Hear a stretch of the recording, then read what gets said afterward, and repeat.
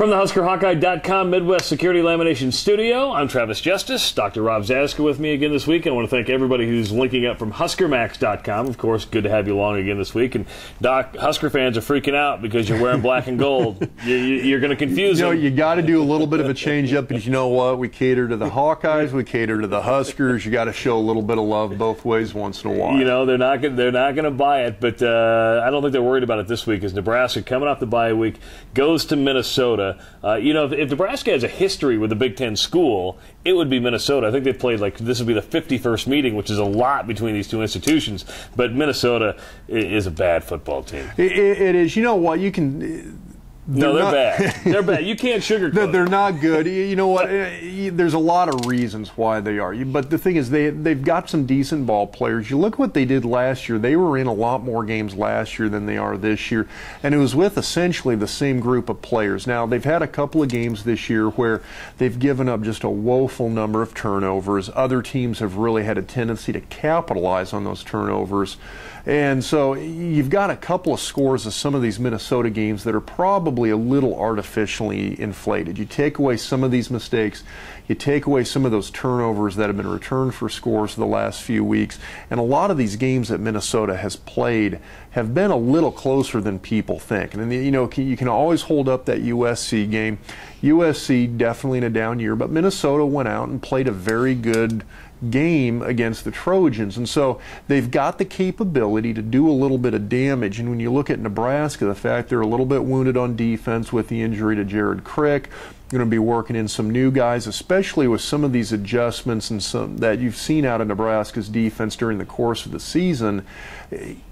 I'll give this as should be a gimme win, but I don't think it's going to be just the utter blowout that Nebraska fans are thinking. I think people are expecting this to be an extension of the bye week. Nebraska's going to have to go up there and take care of business. And they fully expect to, and they're coming off that bye week. What can a bye week do for a team? Because there was a lot of emotion. Of course, you lose to Wisconsin, the emotional comeback from Ohio State. What does an off week do for a football team? Well, it can work for you, it can work against you. You get a big game like that Ohio State game. You don't want to have a letdown. You get a game like that, sometimes you can really build some momentum, and so you worry about losing a little bit of that momentum, a little bit of that emotion high. Sometimes it's nice to take that right into another game. At the same time, with a coach like Pelini, you get some of these guys who have a little bit of an NFL background. They tend to be, and we've talked about this before, they tend to be very preparation oriented. Pelini's kind of really hung his hat on that. He's very much a preparation type of guy, and so you get that extra week of practice. Two things I'd expect to see him using it to one, game plan against Minnesota and get his guys ready for that one. At the same time, I'm hard pressed to think that Pelini also wasn't maybe looking down the road a little bit to Michigan State, to Michigan, to Penn State, that Iowa game. And that's maybe a tough road coming up. It is. You get past this Minnesota week, and that's the other danger you got to worry about with a team like Minnesota.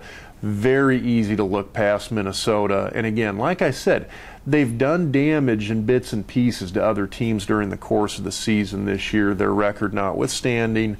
And so Nebraska can't go up there and start looking past them to those games against the Michigan schools. Of course, Husker fans love the doc because his diagnosis after the game, one of the most read articles on HuskerHawkeye.com. You can count on another one after the Huskers take on Minnesota this weekend. He's Dr. Rob Zaska. I'm Travis Justice. Keep it right here on HuskerHawkeye.com.